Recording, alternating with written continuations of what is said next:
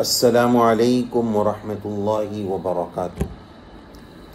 الحمد للہ وکفی وسلام علی عبادہ الذین اصطفی، اما بعد، اعوذ باللہ السمیع العلیم من الشیطان الرجیم، بسم اللہ الرحمن الرحیم۔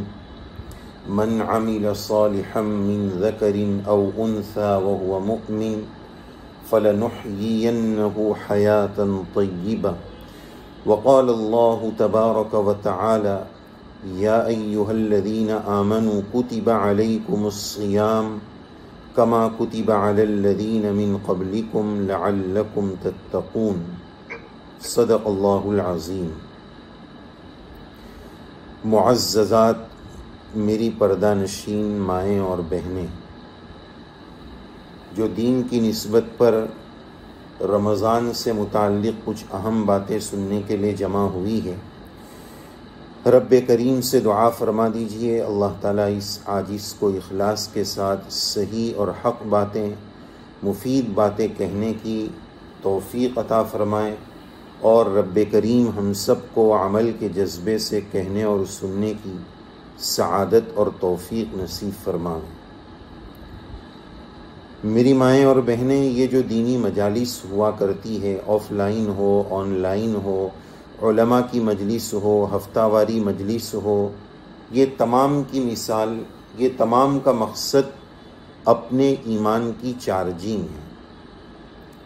سب سے پہلے آج کی اس مبارک مجلس میں ہم ایوبی اکیڈمی کی طرف سے آج یہ جو زوم پر جمع ہوئے ہیں، اس کا سہرا ایوبی اکیڈمی کو جاتا ہے، جن کی فکروں، محنتوں اور کاوشوں سے اللہ تعالیٰ نے آج کی ہماری اس مجلس کو اور کہنے سننے کو آسان بنایا ہے، تو ہم اس کے بہت زیادہ شکر گزار ہیں۔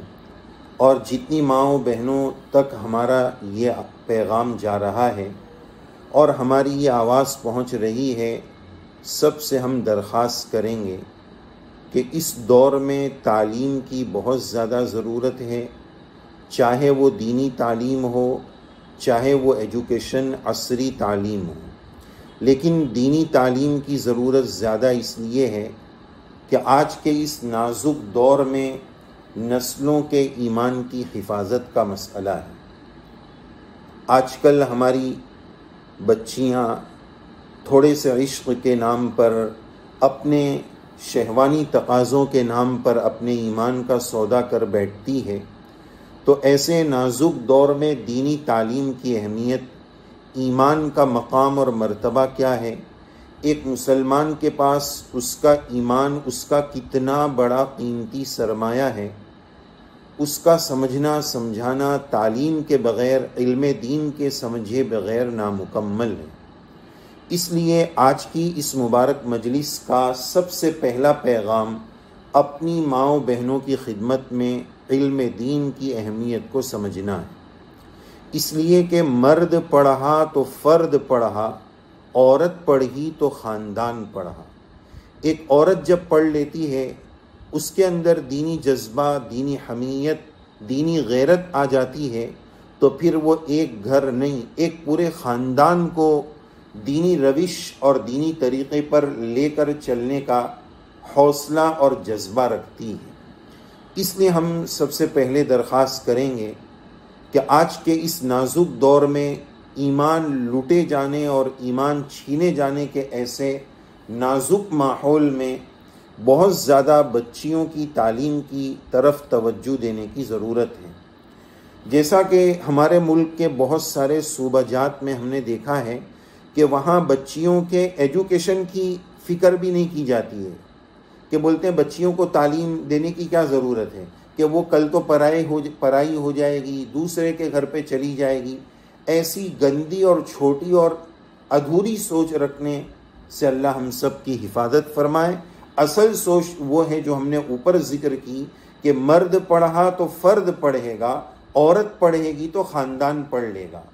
اس لیے کسی نے یہ بھی بات لکھی ہے کہ اگر کسی کے پاس ایک لڑکا ہو اور ایک لڑکی ہو، اور وہ دونوں میں سے کسی ایک کو ہی دینی تعلیم دے سکتا ہو، دلوا سکتا ہو اسباب کی روشنی میں، تو اس کو چاہیے کہ لڑکی کو پہلے تعلیم دلائے۔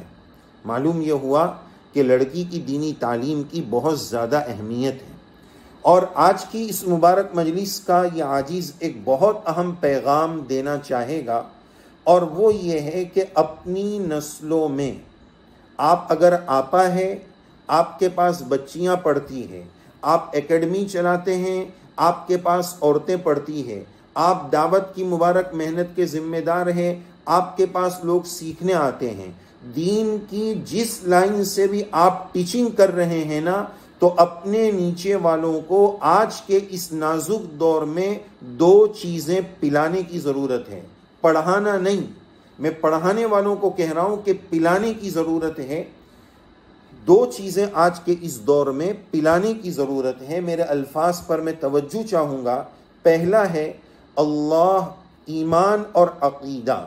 پہلی جو چیز جو پلانے کی ہے وہ ایمان اور عقیدہ ہے، کہ ایمان کی کیا اہمیت ہے۔ دنیا میں اللہ نے ہمیں ایمان دیا، یہ بہت بڑی نعمت ہے۔ اب اس ایمان کو موت تک بچا کر لے کر جانا، یہ اس سے بڑی نعمت ہے۔ تو یہ ایمان کو پلانے کی ضرورت ہے، عقیدہ پلانے کی ضرورت ہے۔ ایسا ایمان پلا دیجئے کہ کوئی نکالنا چاہے تو وہ نکل نہ سکے۔ ایسا سچا اور صحیح عقیدہ پلا دیجئے کہ کوئی نکالنا چاہے تو وہ نکل نہ سکے۔ یہ ایمان اور عقیدہ پلانے کی ضرورت۔ پڑھانے میں تو کیا ہے کہ سرسری پڑھ لیا، پڑھ کر نکل گئے، بات ختم ہو گئی۔ پلانے کا مطلب یہ ہوتا ہے اتنا بولا جائے، اتنا بولا جائے، اتنا اس کا مذاکرہ کیا جائے کہ وہ چیز دل دماغ میں اتر جائے۔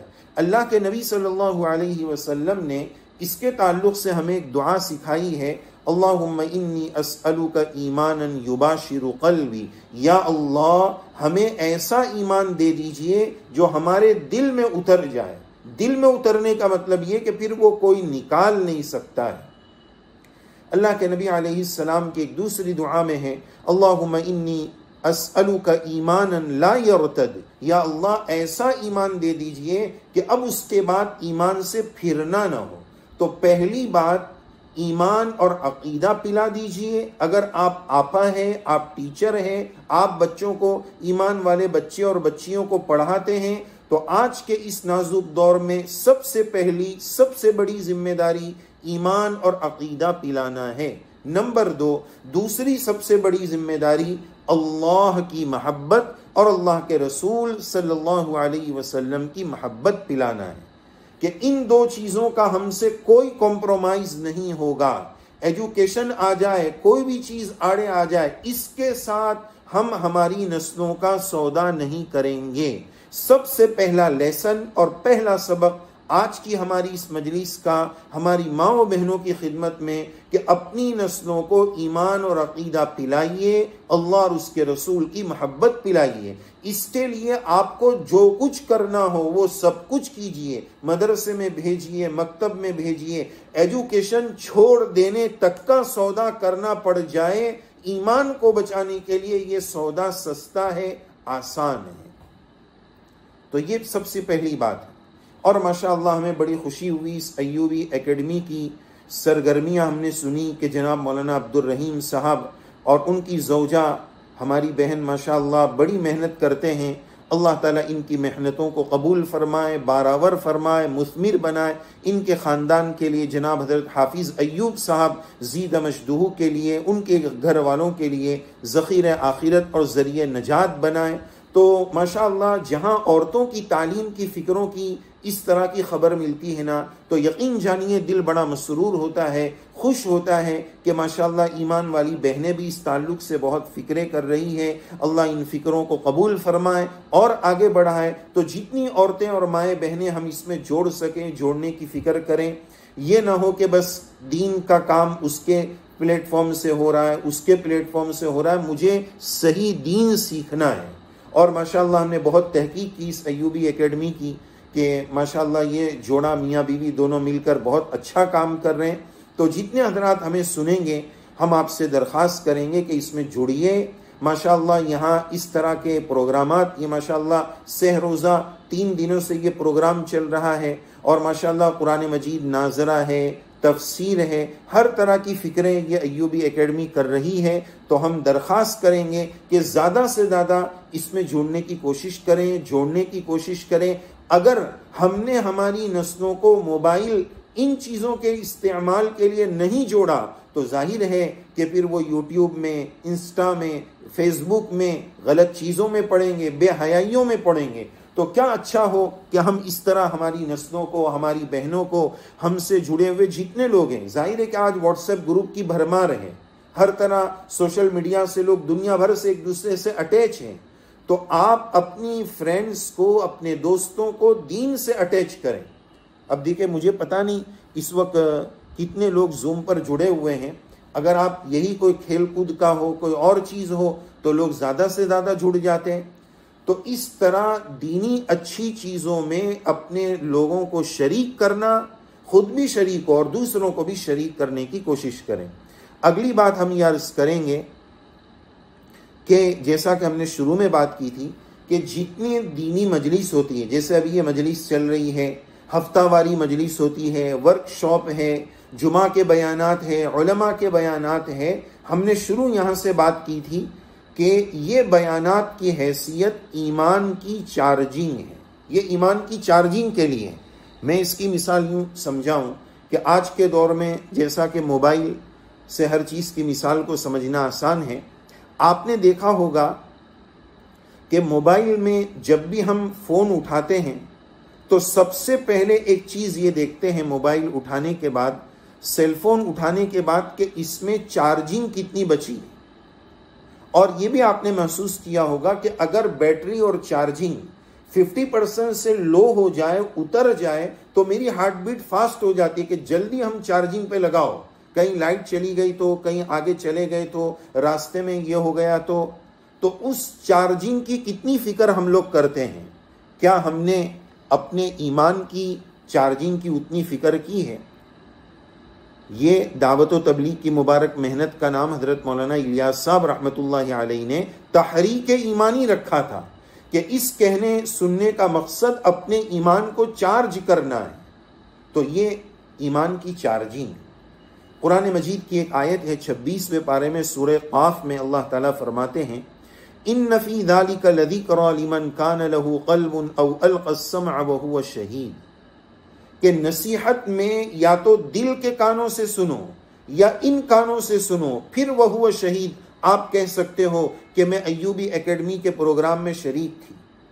یا تو ان کانوں سے سنیں، اور سب سے بیسٹ اور افضل تو یہ ہے کہ دل کے کانوں سے بات سنی جائے. اب میں اسی مثال کو آگے چلاؤں کہ بعض مرتبہ کسی نے چارجنگ پر فون لگایا کہ بھائی میں آدھا گھنٹہ بھی فون سے دور ہوں، واش روم جا رہا ہوں وغیرہ. آنے کے بعد اس نے دیکھا فون کو کہ بھائی یہ تو چارج ہی نہیں ہوا. کیا ہوا؟ تو بتایا کہ بٹن چالو کرنا بھول گئے. کبھی ایسا ہوتا ہے کہ جو وائر ہے وہ صحیح سے لگانا بھول گئے تو چارجنگ نہیں ہوتی ہے.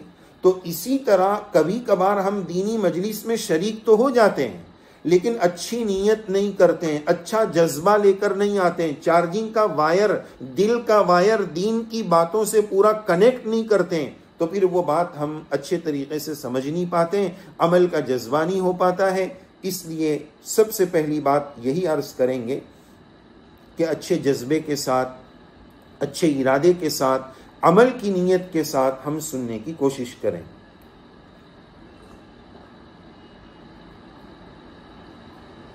اگلی بات سنیے.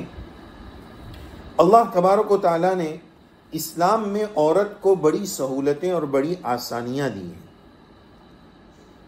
اللہ تعالیٰ نے جو پردے کا حسین ترین نظام عورتوں کو دیا ہے، لوگ یہ کہنے پر مجبور ہیں جو اس پردے کی حقیقت کو سمجھتے ہیں اور آج کی شہوت پرست اور عورت کو ٹیشو پیپر سے زیادہ حقیر سمجھنے والے لوگ، ان کے مقابلے میں حقیقت پرست لوگ یہ جانتے ہیں کہ اسلام کا عورت کے بارے میں جو کانسیپٹ ہے، جو تصور ہے، اسلام نے پردے میں رکھ کر اور گھر میں رکھ کر عورت کو کوئین اور رانی بنایا ہے. ادھر ادھر کی وہ نہیں کہ اسٹیشن پر بھی وہی اعلان کر رہی ہے اور ہر جگہ کے فوٹو ایڈورٹائزمنٹ کے لیے عورت ہی کا فوٹو چپکایا جا رہا ہے، گویا عورت کو آج دنیا اپنے مقاصد اور اپنے مفاد میں یوز کر رہی ہے، اور عورت کو لیبل یہ دیا جا رہا ہے کہ ہم تم کو آزادی دلا رہے ہیں۔ نہیں چاہیے ہم عورتوں کو ایسی آزادی۔ اسلام پر قربان جائیے، اسلام کی تعلیمات پر قربان جائیے کہ اسلام نے پردے کا ایسا حسین تصور دے کر عورت کو ملکہ اور کوئین بنایا ہے، گھر کی رانی بنایا ہے۔ عورت دیکھیں اسلامی اعتبار سے دنیاوی کمائی کی عورت پر کوئی ذمہ داری نہیں، دنیاوی اعتبار سے شریعت نے عورت پر کوئی ذمہ داری نہیں رکھی ہے کہ بھائی آپ کو کمانا ہے، اپنی بچیوں کی فکر کرنا ہے، عورت کو اپنا گھر بار چلانا، نہ، اسلام یہ نہیں کہتا ہے۔ اسلام نے تو عورت کو کیا کہا؟ وَقَرْنَ فِي بُيُوتِكُنَّ، تم گھروں میں قرار سے بیٹھے رہو گی، تم رانی ہو، تم کو کمانے جانے کی ضرورت نہیں۔ تم اگر ان میرڈ ہو، بچی ہو، تو تمہاری ذمہ داری ابا کی ہے، میرڈ ہو، شادی شدہ ہو گئے تو اب شوہر کی ذمہ داری ہے۔ شریعت نے کمائی کی، کسب معاش کی، روزی روٹی کے انتظام کی ذمہ داری عورت پر نہیں لگائی ہے، یہ ذمہ داری اللہ تعالیٰ نے مرد کو دی ہے۔ اس تعلق سے شریعت نے عورت کو آزاد رکھا ہے، لیکن دنیا کے مقابلے میں جب معاملہ دین کا آئے گا تو اس صورت میں عورت کو مرد کے ساتھ نہیں جوڑا ہے، عورت کو اور مرد کو مستقل بھی ذات اور الگ الگ بنایا ہے۔ قرآن مجید کی 14ویں پارے کی ہم نے ایک آیت آپ کے سامنے تلاوت کی۔ اللہ عز و جل کا فرمان عالی شان سمجھیے۔ اللہ تعالیٰ فرماتے ہیں من عمل صالحا من ذکر او انثى وهو مؤمن فلنحيينه حیاتا طیبہ، کہ جو کوئی مومن ہے، مرد ہے یا عورت ہے، اگر وہ مومن ہے، مرد ہو یا عورت ہو، عمل صالحہ، نیک عمل کرے گا، جو کوئی مومن مرد یا عورت نیک عمل کرے گا تو اس کا فائدہ کیا ہوگا؟ اللہ عز و جل نے بڑا اہم فائدہ ذکر فرمایا ہے۔ اس فائدے کو سمجھنے سے اور سمجھانے سے پہلے ایک دو بات ہم اور سمجھانا چاہتے ہیں کہ دیکھو آج کے دور میں ہر چیز کا کرنٹ فائدہ، کہ ابھی کرنٹ فائدہ، ابھی کیا فائدہ ملے گا وہ بتائیے، آخرت میں ثواب ملے گا، وہ اس پر آج اتنا اللہ معاف فرمائے آخرت کا یقین ہمارا کمزور ہو گیا، دنیا میں کیا ملے گا یہ بتائیے۔ اور دیکھیے نا، دوسری بات یہ کہ دیکھیے آج لوگ پریشان ہیں، میاں بیوی کے جھگڑے ہیں، ساس بہو کے جھگڑے ہیں، گھر میں بے چینیاں ہیں، بے سکونیاں ہیں، بے اطمینانیاں ہیں، ایک گھر میں رہ کر ایک دوسرے کا منہ دیکھنے کو جی نہیں چاہتا ہے، دل کالے ہو چکے ہیں، دل میلے ہو چکے ہیں۔ تو اس کی وجہ کیا ہے؟ گھر کا سکون کیوں ہم سے غارت ہو گیا ہے؟ اللہ تعالیٰ اس کا فائدہ یہ بتا رہے ہیں کہ جو مومن مرد ہو یا عورت ہو عمل صالح، نیکی والی زندگی گزاریں گے، تقوی طہارت والی زندگی گزاریں گے، عمل صالح کا اہتمام کریں گے، اللہ تعالیٰ فائدہ بتا رہے ہیں فَلَنُحْيِيَنَّهُ حَيَاتًا طَيِّبًا، ہم ان کو خوشگوار زندگی عطا فرمائیں گے۔ خوشگوار زندگی یعنی زندگی میں سکون ہوگا، چاہے پیسہ نہیں ہوگا، چاہے بہت اسباب کے نقشے نہیں ہوں گے، لیکن اس کے باوجود ان کی زندگی میں سکون ہوگا، ان کی میاں بیوی کی لائف پرسکون ہوگی، ساس بہو کے جھگڑوں سے وہ بالکل آزاد اور بے نیاز ہوں گے۔ کب؟ نیک عمل کرنے پر۔ اللہ کا وعدہ ہے، کسی اور کی بات یا اپنی بات ہم نہیں سنا رہے، رب العالمین کا فرمان شاہی بتا رہے ہیں کہ فَلَنُحْيِيَنَّهُ حَيَاتًا طَيِّبًا۔ کب؟ جب کہ عورت مستقل عمل کرے۔ عورتیں یہ نہ سمجھیں کہ شوہر کی عبادت ہمارے لیے کافی ہو جائے گی، ایسا نہیں ہے۔ دنیا کے معاملے میں شوہر کا کما لینا عورت کو کافی ہو سکتا ہے، لیکن دین کے معاملے میں مرد کو شریعت نے الگ رکھا ہے، عورت کو الگ رکھا ہے۔ ایسا نہیں ہے کہ مرد نماز پڑھ لے گا، شوہر نماز پڑھ لے گا تو بیوی کی بھی ہو جائے گی، شوہر زکوٰۃ دے دے گا تو بیوی کی بھی زکوٰۃ ادا ہو جائے گی، ایسا نہیں ہے۔ دونوں کو اللہ نے مستقل بالذات بنایا ہے، من ذکر او انثی، مرد ہو یا عورت ہو، اللہ تعالیٰ نے اپنے اس فرمان میں دونوں کا الگ الگ تذکرہ فرمایا ہے۔ اور قرآن مجید سے ہمیں اس کا ثبوت ملتا ہے دو عورتوں کا تذکرہ قرآن مجید میں اللہ عز و جل کے فرمان میں ملتا ہے، امرأت لوط علیہ السلام کی بیوی اور امرأت نوح، یہ دونوں حضرات کی بیویاں کافرہ تھیں۔ دیکھیے، لیکن اس کے باوجود دونوں حضرات، دونوں عورتوں کے شوہر جو تھے وہ وقت کے نبی تھے۔ لوط علیہ السلام وقت کے نبی ہے، نوح علیہ السلام وقت کے نبی ہے۔ وقت کا نبی ہونا بھی ان کی بیویوں کو بچا نہیں سکا، کامیابی دلا نہیں سکا۔ تو جب نبی ہونا بیوی کو کامیاب نہیں کر سکتا ہے تو کوئی اور عمل، کوئی اور منصب کیسے کامیاب کر سکتا ہے؟ اسی طرح اس کا سکے کا دوسرا رخ دیکھیے، امرأت فرعون، حضرت آسیہ، شوہر وقت کا فرعون ہے، لیکن عورت آسیہ جنتی خاتون جن کے بڑے فضائل حدیث پاک میں، ان کی زندگی میں نیکی ہے تو اللہ تعالیٰ نے ان کو بھی عورتوں میں بڑا مقام عنایت فرمایا ہے۔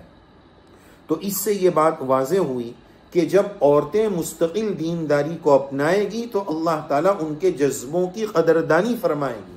ہمارے اکابر میں ایک بہت بڑا نام ملتا ہے، آپ نے نام سنا ہوگا، حضرت مولانا علی میاں ندوی رحمہ اللہ۔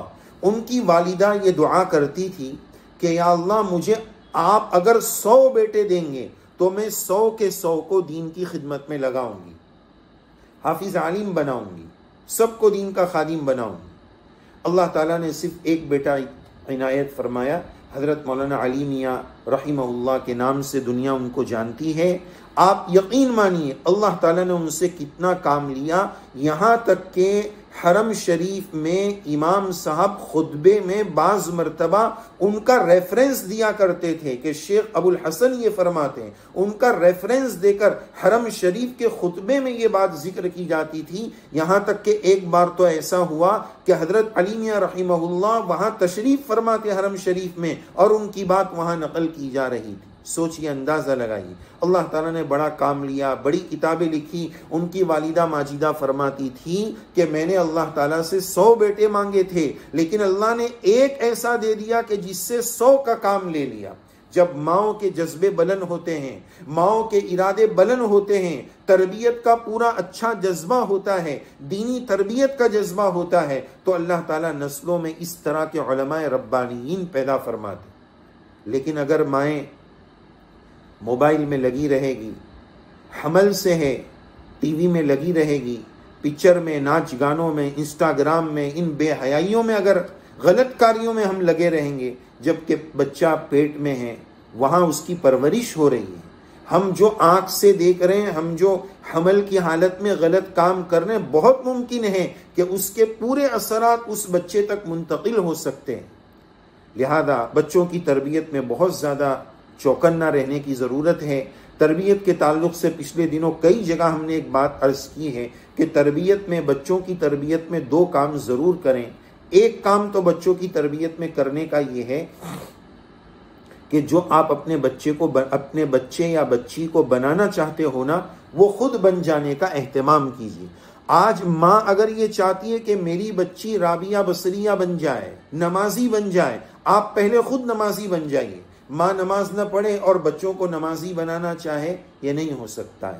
میں آپ کو ایک ایگزامپل بتاؤں، ہماری ماؤں کی، عورتوں کی تربیت کا انداز بتاؤں کہ مثلا ایک بچی نے ماں کی بدتمیزی کی یا بچے نے بدتمیزی کی، اونچی آواز سے بات کی اماں کے ساتھ، تو ماں اس کو کیسے ڈانٹتی ہے؟ تربیت کا انداز کیا ہوتا ہے؟ اے تو تیری دادی کی طرح اتنی بڑی زبان نکال کر بات کرتی ہے، تیری دادی کی طرح۔ یہ کیا کر رہے ہیں؟ تربیت کر رہے ہیں، اس کو تربیت بول رہے ہیں۔ آپ ذرا سوچ کر بتائیں، کیا ہماری بچی کی اس طرح تربیت ہوگی؟ ہم میسج کیا دینا چاہ رہے ہیں اس جملے سے؟ تو ہم میسج یہ دینا چاہ رہے ہیں کہ بیٹا، جیسے تیری دادی مجھ سے بڑے ہیں، میں ان کی بدتمیزی کر رہی ہوں، تو تو بھی تیری اماں کی بدتمیزی کر سکتا ہے۔ آپ بول کچھ اور رہے ہیں، لیکن آپ کا ایکشن اور اس کا ری ایکشن یہ ہوگا کہ آپ اپنے بچے کو تمیز نہیں، بدتمیزی سکھا رہے ہیں۔ اس لیے تربیت میں بہت چوکنا رہنے کی ضرورت ہے۔ اور دوسری بات، تربیت میں بچوں کو روک ٹوک کرنا. وائی آپ نے ایسا کیوں کیا؟ مارنا ضروری نہیں ہے، سختی کرنا ضروری نہیں ہے. تربیت کے تعلق سے ایک بات یاد رکھیے، نہ ڈھیلا بنو نہ ڈھیلا بنو، نہ بہت زیادہ نرم نہ بہت زیادہ گرم. کسی نے بڑی پیاری بات بتائی ہے کہ بچوں کے بگڑنے کے اکثر جو ریزن ہے، یا تو ماں باپ کی ضرورت سے زیادہ نرمی یا ضرورت سے زیادہ گرمی.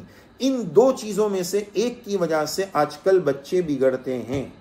بچیوں پر کنٹرول، بچوں اور بچیوں کو کس عمر میں موبائل دینا ہے، کون سا والا دینا ہے. اینڈرائڈ دیا ہے تو اس کی آئی ڈی کا، یوٹیوب کی آئی ڈی کا سیم کرنا، چیک کرنا پورے دن میں کہ آج میری بچی نے، آج میرے بچے نے یوٹیوب میں کون کون سے ویڈیو دیکھے ہیں. ایسا نہ ہو کہ ہم اپنے بچوں کو جہنم کا انگارہ پکڑا رہے ہو، جو ان کا ایمان بھی برباد کرے، ان کی جوانی بھی برباد کرے، ان کی حیا کا جنازہ نکال دے. ایسا نہ ہو. صالح مقاصد کے لیے، اچھے کاموں کے لیے اپنے بچوں کو جو ہے وہ موبائل دلائیں اور چیک کریں کہ ہمارے بچے ان موبائل کو کن کاموں میں استعمال کر رہے. دیکھیے ماشاءاللہ اب یہ جو ہم مجلس کر رہے ہیں یہ موبائل کا فائدہ ہے. تو موبائل کا استعمال یہ چھری کے استعمال کی طرح ہے. اس کا مس یوز جہنم میں لے جائے گا، اس کا صحیح استعمال ہم کو جنت میں بھی لے جا سکتا ہے. اللہ، ابھی رمضان کا مہینہ آئے گا، اس میں ہم کیا دعا مانگتے ہیں؟ اللہم انی اسألک الجنہ، یا اللہ ہم آپ سے جنت کا سوال کرتے ہیں، جہنم سے پناہ مانگتے ہیں. اللہ والوں نے اپنی کتابوں میں لکھا ہے کہ اللہ تعالیٰ سے جنت مانگیے اور اللہ تعالیٰ سے یہ بولیے یا اللہ جنت عطا فرما دیجئے، اس لیے کہ نہیں کہ میں جنت کا حقدار ہوں، یا اللہ میں تو بہت گنہگار ہوں، جنت کا میں ہرگز مستحق نہیں ہوں، بس جنت اس لیے عطا فرما دیجئے کہ جہنم میں جانے کی سکت نہیں ہے، جہنم میں جانے ناقابل برداشت ہے، اس کا تحمل نہیں ہے کہ دنیا کی ذرا سی موم بتی کی آگ میں برداشت نہیں کر سکتی ہوں، تو جہنم کی آگ کیسے برداشت ہوگی؟ تو یوں اللہ سے بولنا ہے، یا اللہ اگرچہ میں جنت کا حقدار نہیں ہوں لیکن جہنم کا متحمل نہیں ہوں، جہنم میں جانا میرے لیے ناقابل برداشت ہے، یا اللہ اس لیے جنت عطا فرما دیجئے. یہ بڑی پیاری بات اللہ والوں نے لکھی ہے. تو بہرحال اپنے بچوں کی تربیت کی فکر کرنا، خود جناب نبی کریم صلی اللہ علیہ وسلم نے حضرت فاطمہ رضی اللہ عنہا اور اپنی پھوپھی جان سے یہ بات فرمائی تھی کہ اپنے عمل کا اہتمام کر لو، میری نسبت تم کو جہنم سے نہیں بچا سکے گی. جب جنت کی سردار خاتون کا یہ حال ہے تو پھر ہماری عام ماؤں بہنوں کا کیا حال ہوگا؟ اس لیے ضرورت ہے اس بات کی کہ ہم اپنے آپ کو دیندار بنانے کا اہتمام کریں. میرے لفظ پر توجہ فرمائیں کہ دیندار بن جانا الگ ہے. آج کے دور کا، یہ آگے والا میرا جملہ آپ نوٹ کر لیجئے، آج کے دور کا ہمارا سب سے بڑا المیہ یہ ہے، میرا یہ جملہ پھر میں توجہ دلانا چاہوں گا کہ آج کے دور کا ہمارا سب سے بڑا المیہ یہ ہے کہ ہم دیندار بننا نہیں چاہتے ہیں، دیندار دکھنا چاہتے ہیں کہ میں دیندار دکھ جاؤں. یاد رکھیے، یہ ہماری داڑیاں، یہ ہمارے جبے قبے، یہ ہمارے عمامے، یہ ہمارے پردے، یہ ہمارے ہاتھ کے دستانے، ان سب چیزوں سے ہم مخلوق کو دھوکہ دے سکتے ہیں، رب العالمین کو دھوکہ نہیں دے سکتے ہیں. اللہ دلوں کے حال کو جاننے والے ہیں. مخلوق ہم سے مصافحہ کرتی ہے، مخلوق ہمیں عالمہ سمجھتی ہے، عالم سمجھ کر دعاؤں کی درخواست کرتی ہے، لیکن اگر ہمارے گناہوں کا پتہ لوگوں کو چل جائے تو مصافحے کی درخواست، مصافحہ کرنا یا دعاؤں کی درخواست تو دور کی بات ہے، لوگ ہمیں تھوکنا بھی گوارا نہیں کریں گے. یہ تو اللہ کی شان ستاری ہے کہ اس نے ہمارے عیبوں پر پردہ ڈال دیا ہے. وہ کریم ہے، وہ مہربان رب ہے. لہذا اللہ سے دعا کریں، یا اللہ ستاری کا معاملہ فرما دیا تو غفاری بھی فرما دیجئے، ہمارے گناہوں کو معاف فرما دیجئے. پھر ایک بات یہ عرض کرنی ہے کہ الحمدللہ ہم نے یہ سوچا تھا کہ میرڈ لائف، گھریلو لائف جو میاں بیوی کی لائف ہے، آج کل اس میں بہت ڈسٹرب ہو رہا ہے، گھروں میں بے سکونیاں اور بے اطمینانیاں ہیں. اس کے تعلق سے بھی کچھ باتیں ہم نے سوچی تھی، لیکن وقت چونکہ مختصر ہے، اس میں سے 2-3 اہم باتیں عرض کر کے ہم اپنی بات رمضان کے تعلق سے جو ہمیں بتانا ہے اس پر آ جائیں گے انشاءاللہ. لیکن یہ یاد رکھیے کہ ہمارا جو آسان دین چینل ہے اس میں ہم نے میریڈ لائف کی ایک سیریز شروع کی تھی جس میں 4 ویڈیو ہے، جس میں ایک ویڈیو میں ہم نے وہ 7 باتیں جو شوہر کے لیے ہیں، دوسرے ویڈیو میں وہ 7 باتیں جو عورت اور بیوی کے لیے ہیں، اور تیسرے ویڈیو میں وہ 7 باتیں جو میاں بیوی دونوں کے لیے ہیں۔ اگر ہو سکے تو اپنے گھروں میں آپ وہ ضرور دیکھیے، اللہ کی ذات سے امید ہے انشاءاللہ آپ کو نفع ہوگا۔ تو چونکہ آج یہ مستورات اور خواتین کی مجلس ہے، اس میں سے کچھ باتیں آپ کی خدمت میں، جو شادی شدہ عورتیں ان کی خدمت میں عرض ہے کہ سب سے پہلا عورت کو اور بیوی کو چاہیے کہ اسلام میں، شریعت میں شوہر کا کیا مقام اور مرتبہ ہے اس کو سمجھنا ہے، اس کی عزت کرنا، اس کی رسپیکٹ کرنا۔ بعض عورتیں تو بیچاری دینداری سے دور ہوتی ہیں تو اپنے شوہر کو نام لے کر پکارتی ہے۔ یوسف، میں نے آپ کو کہا تھا نا، ارے بھائی شوہر کا بڑا مقام اور مرتبہ ہے، یہاں تک کہ شوہر کا مرتبہ سمجھنے کے لیے بس ایک وہ مشہور حدیث پاک کافی ہے کہ اللہ کے نبی علیہ السلام کے فرمان عالی شان کا خلاصہ کہ اگر دنیا میں اللہ کے بعد کسی کو سجدہ کرنے کا حکم ہوتا تو بیویوں کو حکم دیا جاتا کہ وہ اپنے شوہروں کا سجدہ کریں۔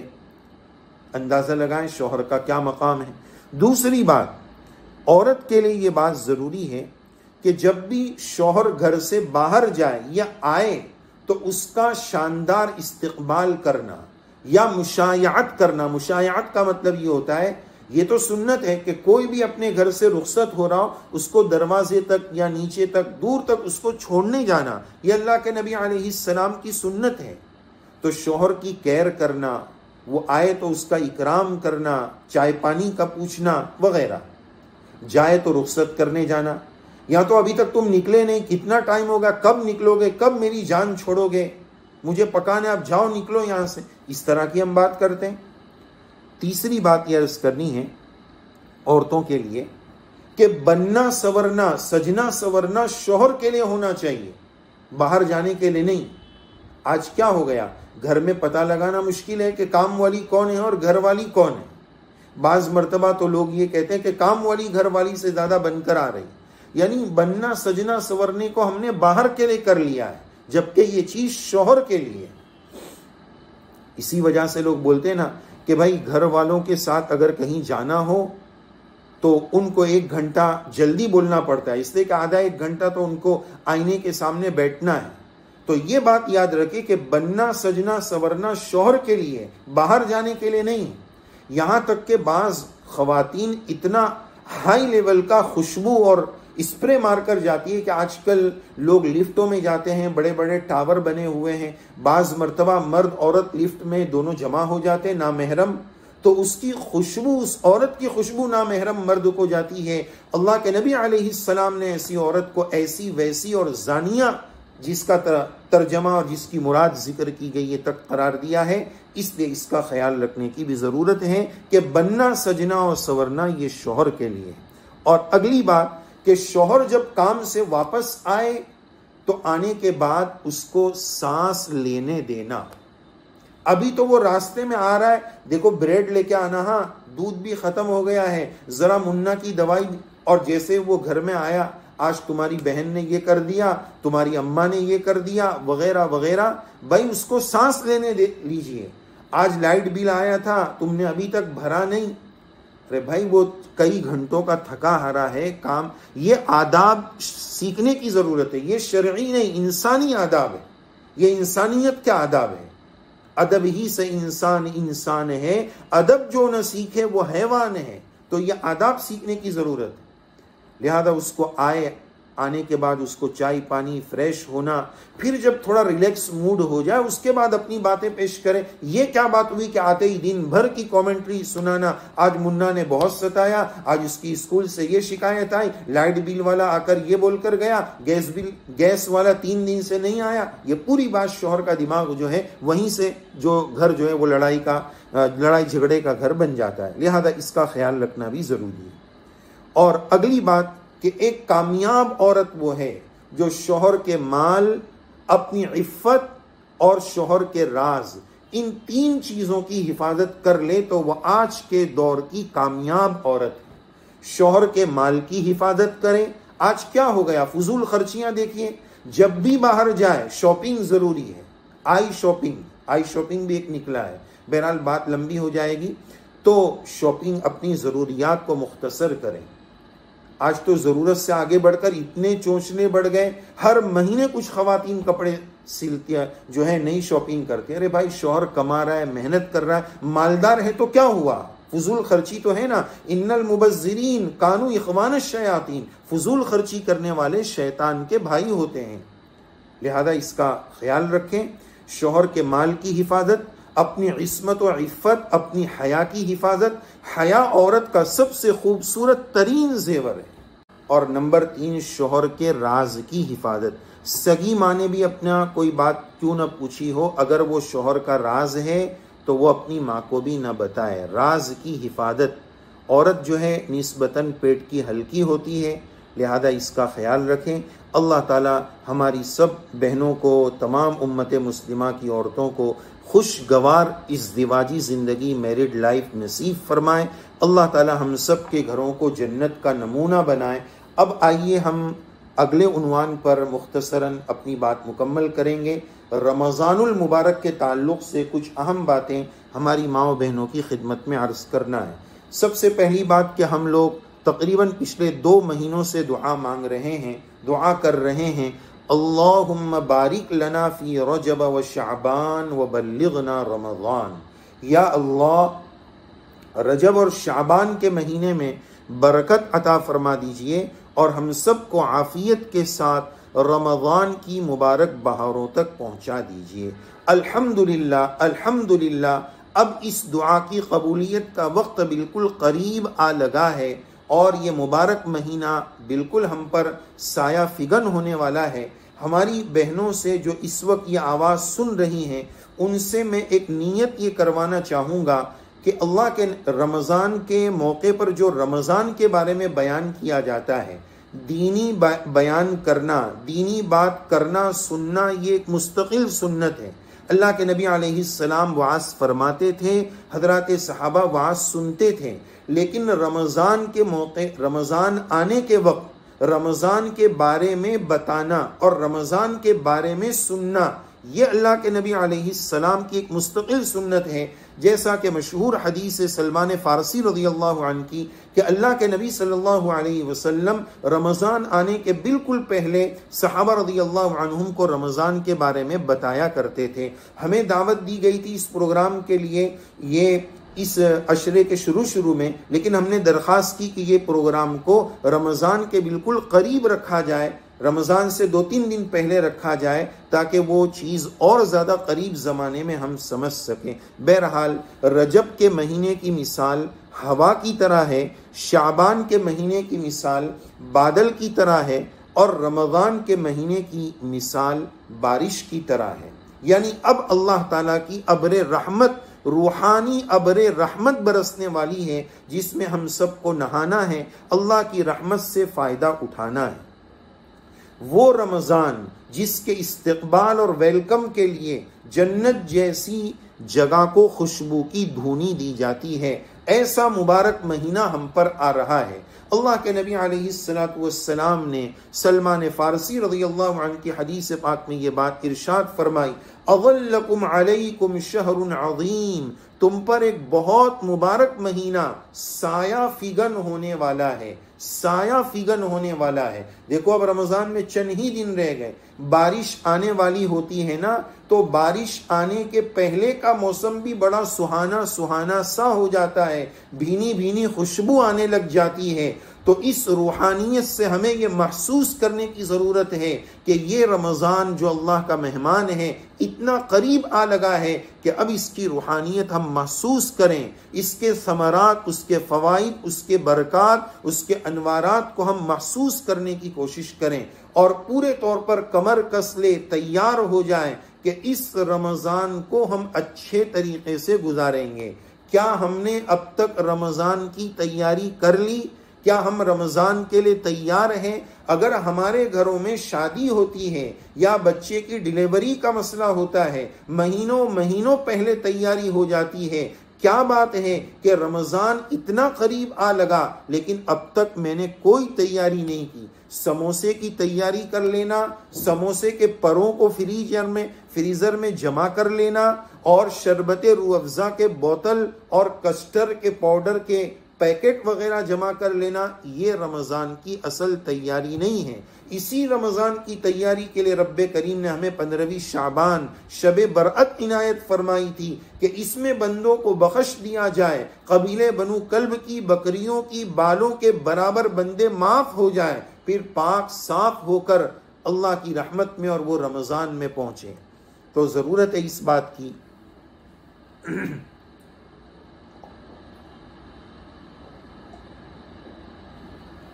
کہ رمضان کے لیے ہم پورے طور پر تیار ہوں۔ روزہ رکھنے کے تعلق سے ہم چند فوائد آپ کو بتائیں گے، لیکن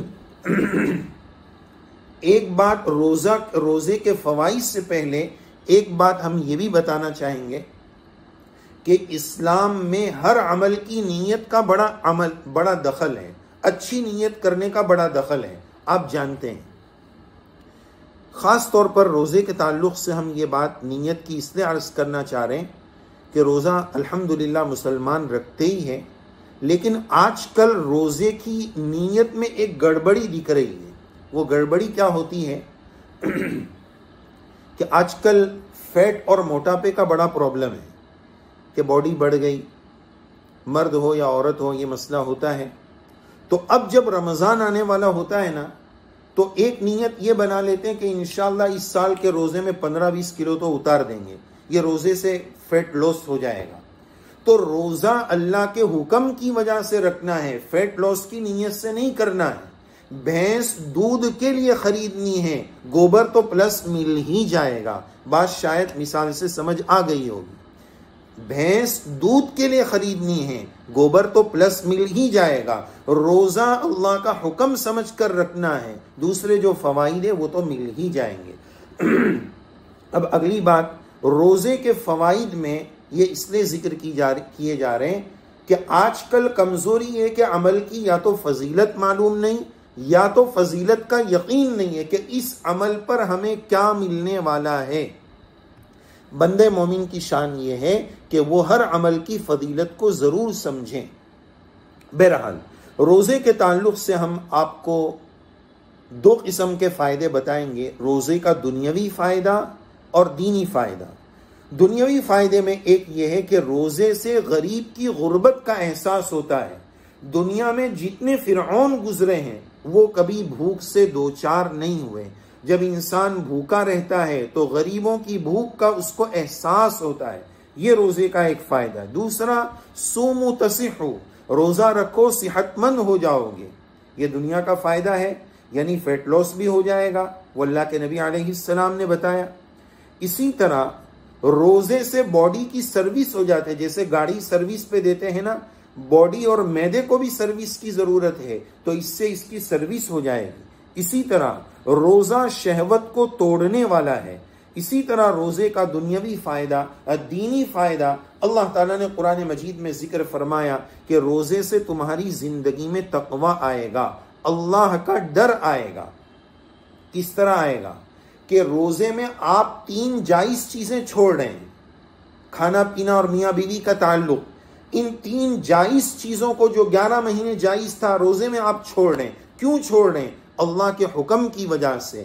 ٹریننگ یہ ہے، مشق اس بات کی کرائی جا رہی ہے کہ جو بندہ یا بندی اللہ کے حکم کے مطابق 1 مہینے تک 3 جائز کاموں کو چھوڑ دیں گے، انشاءاللہ اللہ ان کو تقوی نصیب کریں گے اور 11 مہینے کی زندگی میں انشاءاللہ وہ حرام سے بھی بچیں گے۔ یہ رمضان کے تقوی کا حاصل ہے۔ لیکن یہ بات بھی ضروری ہے کہ اگر آپ کسی کمرے میں اے سی لگاتے ہیں تو اس کی کولنگ سے فائدہ اٹھانے کے لیے آپ کو 2 کام کرنے پڑیں گے۔ نمبر 1، اے سی کا سوئچ آن کرو، اور نمبر 2، جتنے ڈورز اور ونڈوز ہیں اس کو کلوز کرو، کھڑکی دروازے بند کرنے پڑیں گے تو ہی تو کولنگ آئے گی، ورنہ کولنگ پاس ہو جائے گی۔ تو ہم لوگوں کا روزہ ایسا ہے کہ ہم نے اے سی کا سوئچ تو آن کر دیا، روزہ تو رکھ لیا، روزہ رکھ کر اس روحانیت کا سوئچ تو آن کر دیا، لیکن ہم نے روزے کی حالت میں گناہوں کے ذریعے کھڑکی دروازے گناہوں کے کھول دیے، وہاں سے وہ کولنگ پاس ہو جاتی ہے، اس کی روحانیت ہمیں نصیب نہیں ہوتی ہے۔ یہ بات ہم اس عرض کر رہے ہیں کہ ہماری مائیں بہنیں غور کریں، اللہ کا فرمان ہے کہ روزے سے تقوی ملتا ہے، لعلکم تتقون۔ اب کوئی مرد کوئی عورت 50 سال سے، کوئی 30 سال سے، کوئی 20 سال سے فرض روزے رکھ رہے ہیں، اتنے سالوں کے روزے کے باوجود ہمیں تقوی کیوں نہیں مل رہا ہے؟ اس لیے کہ ہم اللہ کو جیسا چاہیے ویسا روزہ نہیں رکھ رہے ہیں۔ جیسا مال دیا جائے گا، جیسا پیسہ دیا جائے گا، مال ویسا ملے گا۔ ہمارا روزہ پھٹا ہوا ہوتا ہے غیبتوں کے ذریعے، جھوٹ کے ذریعے، موبائل کے گناہوں کے ذریعے، تو پھر اس سے وہ روحانیت نہیں ملتی ہے۔ لہذا اس کا خیال رکھنے کی ضرورت ہے۔ اسی کے ساتھ ساتھ رمضان المبارک میں ایک بات یہ عرض کرنی ہے کہ صحابہ رضی اللہ عنہم کے رمضان میں عبادت میں، صدقہ خیرات میں اور دعاؤں میں، یہ 3 چیزوں میں خوب اضافہ ہو جاتا تھا۔ اور ایک بات یہ عرض کرنی ہے، رمضان میں 4 کاموں کو کم کرنا ہے: تقلیل طعام، تقلیل منام، تقلیل کلام، تقلیل اختلاط مع الانام۔ اس کو ابھی ہم سمجھائیں گے۔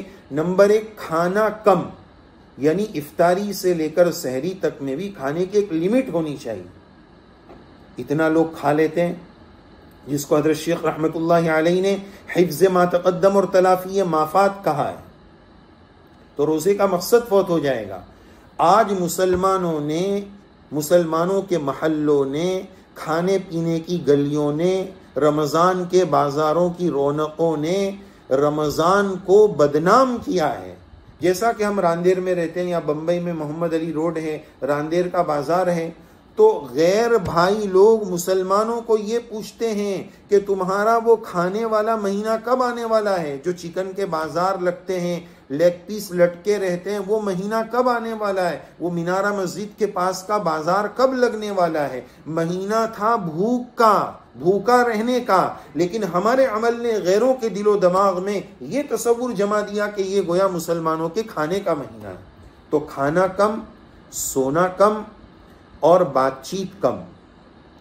عورتوں سے ادب کے ساتھ ہم عرض کریں گے کہ اللہ والے فرماتے ہیں اپنے بولنے کو کم کرے۔ جس نے چپ رہنے کا مزہ سمجھ لیا، پھر اس کو بولنے میں مزہ نہیں آئے۔ ہمارا حال تو یہ کہ ذرا سا زوم میٹنگ تھوڑی دیر کے لیے بند ہوئی، اس میں بھی ہم نے بات شروع کر دی۔ تو چپ رہنے کے اپنے مزے ہیں۔ بہرحال تو رمضان میں بولنا کم۔ اور چوتھا، تقلیل اختلاط مع الانام، میل جول کم۔ جتنا لوگوں سے ملیں گے تیری میری ہوگی، غیبت ہوگی، ایران توران ہوگی، اور پھر نیکی سے بات شروع ہوگی اور وہ گناہ پر چلی جائے گی۔ تو زیادہ سے زیادہ تلاوت کا اہتمام کریں۔ اور آج کی اس مجلس کی ہم آخری بات ماں و بہنوں کی خدمت میں بہت ادب کے ساتھ عرض کرنے جا رہے ہیں کہ رمضان میں ماں و بہنوں سے بڑی کمزوریاں ہوتی ہیں۔ مائیں بہنیں یہ سمجھتی ہیں کہ ہمارا رمضان تو افطاری اور تراویح کے افطاری اور سحری کے انتظام کا نام ہے۔ ہم نے افطاری کے فروٹ کاٹ دیے، افطاری کا دستر سجا دیا، سحری کا دستر سجا دیا، ہم نے رمضان کا حق ادا کر دیا۔ اللہ معاف کرے، ایک بڑی تعداد ماں و بہنوں کی تراویح بھی نہیں پڑتی ہے کہ ہماری طرح ہم تو تھک جاتے ہیں، سحری بنانا ہے، 3 بجے اٹھنا ہے اور افطاری کا اتنا انتظام ہے۔ نہیں، بعض مرتبہ یہ ظلم شوہروں کی طرف سے ہوتا ہے۔ یہ اس لیے ہو رہا ہے کہ ہم نے ہمارے گھر میں دینی ماحول نہیں بنایا۔ شوہر محترم کو افطاری میں گرم نہیں، گرما گرم بھجیے چاہیے۔ اس لیے ہماری مائیں بہنیں کیا کرتی ہیں، جب تک مؤذن صاحب اللہ اکبر نہیں بولیں گے، اذان شروع نہیں ہوگی، تب تک بھجیے کا چمچہ ہلاتے رہیں گے۔ بھائی افطاری کے وقت کا جو موقع ہے یہ گولڈن چانس ہے دعا کی قبولیت کا۔ اللہ تعالیٰ آسمان دنیا پر تشریف لا کر دعا کی قبولیت کا اعلان فرما رہے ہیں، اور ہم ہیں کہ جو ہے وہ افطاری بنانے میں لگے ہوئے ہیں۔ تو بعض مرتبہ یہ ظلم مردوں کی طرف سے ہوتا ہے، بعض مرتبہ عورتوں کی طرف سے ہوتا ہے۔ تو یہ گنہگار پیغام یہ دے گا کہ اس رمضان میں ابھی طے کر لو کہ انشاءاللہ افطاری سے 10 منٹ پہلے ہمارا پورا افطاری کا دسترخوان ریڈی ہو جائے گا، اور پورے گھر کے تمام سدस्य اور تمام افراد خانہ دعا میں لگ جائیں گے، انفرادی اجتماعی دعا کریں گے۔ اللہ کو وہ ادا بڑی بھائے گی کہ دسترخوان سجا ہوا ہے، چنا ہوا ہے، فروٹس انواع و اقسام کے رکھے ہوئے ہیں، لیکن بچہ بھی ہاتھ نہیں لگا رہا ہے. کیوں؟ اس لیے کہ ابھی میرا حکم نہیں آیا ہے. سب مانگ رہے ہیں، رو رہے ہیں. اللہ کو یہ ادا بہت پسند آئے گی. اللہ سے مانگیے، دعاؤں کا اہتمام کیجیے. افطاری کے وقت امت مسلمہ کے لیے مانگیے، اپنے لیے مانگیے. ایسے گولڈن چانس کو افطاری اور سحری کے وقت جو دعا کی قبولیت کا وقت ہے، ہماری مائیں بہنیں کھانے پینے میں لگا دیتی ہیں. شوہر حضرات کی خدمت میں بھی آپ عرض کریں کہ دیکھو حدیث پاک میں تو یہ ملتا ہے کہ رمضان میں آپ کی دکان پر یا آپ کے پاس جو مزدور اور نیبر کام کرتے ہیں ان کا کام بھی ہلکا کر دو. جب ان کے کام کو ہلکا کرنے کا حکم ہے تو گھر کی بیویوں کا کام کتنا ہلکا کر دینا چاہیے. کیا ضرورت ہے 10 5 تلن بنانے کی، اتنے سارے پکوان بنانے کی؟ تو ارادہ کرو گھر کا مزاج بنائیں گے. ایک کتاب ہے اکابر کا رمضان، اس کو ضرور پڑھیے. اللہ والے رمضان کیسے گزارتے تھے، اس کو پڑھیں گے تو ہمارے اندر جذبہ آئے گا. اور آخری بات، رمضان اور دعا کا بہت جوڑ ہے. زیادہ سے زیادہ رمضان المبارک میں دعاؤں کا اہتمام کریں. اللہ تعالیٰ بڑے مہربان ہیں، اللہ تعالیٰ بڑے قدردان ہیں. ہم تو مائل بکرم ہیں، کوئی سائل ہی نہیں.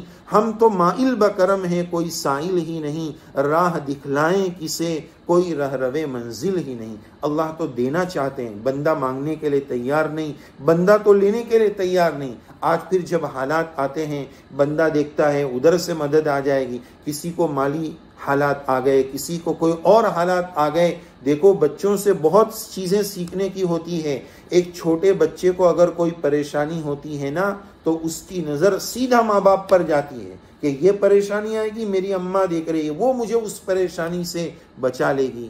تو پھر آپ کا کیا خیال ہے اس مہربان رب کے بارے میں جو ہزاروں ماؤں سے زیادہ مہربان ہے؟ جب ایک بچے کو پوری امید ہوتی ہے کہ میری ماں مجھے اس پریشانی سے نکال دے گی، تو پھر کیا وجہ ہے کہ مصیبت اور پریشانی کے وقت اللہ کا بندہ یا اللہ کی بندی اللہ کے جناب میں رجوع نہ کرے اور اللہ سے کیوں نہ کہے کہ اللہ ہماری اس پریشانی کو دور کر دیجئے. دعاؤں کا بڑا مہینہ آ رہا ہے، اپنے لیے بھی مانگیے، امت کے لیے بھی مانگیے، انسانیت کے لیے بھی مانگیے. اور یاد رہے تو اس سیاہکار کو بھی اپنی دعاؤں میں یاد رکھیے. اللہ تعالی ہم سب کو ان کہی سنی باتوں پر عمل کی توفیق نصیب فرماوے. اور پھر ایک مرتبہ ہم ایوبی اکیڈمی کے لیے دعا گو ہیں اور آپ سے درخواست کریں گے کہ زیادہ سے زیادہ عورتیں اس اکیڈمی کے ساتھ جڑیں. ماشاءاللہ ان کا بڑا پیارا نظم ہے، بڑا اچھا نظم ہے. دینی تعلیم کے لیے اپنی نسلوں کو جوڑنا. آف لائن اگر آپ نہیں جا سکتے ہیں، عمر بڑی ہو گئی، آپ کو نہیں مل رہا ہے، تو یہ بہت اچھا ایک گولڈن چانس ہے، اللہ نے موقع دیا ہے. تو یہ ایوبی اکیڈمی کے پیغام کو، اس آن لائن مدرسے کو آپ آگے تک پہنچائیے، زیادہ سے زیادہ لوگوں کو اس مدرسے سے جوڑیے. ایسا ہمارا آپ سے پیغام ہے، آپ سے درخواست ہے. اللہ تعالی ہماری اس بہن کے، ان کے شوہر محترم کی قربانیوں اور محنتوں کو قبول فرمائے. آمین یا رب العالمین. وآخر دعوانا ان الحمد للہ رب العالمین. دعا کر لیجئے.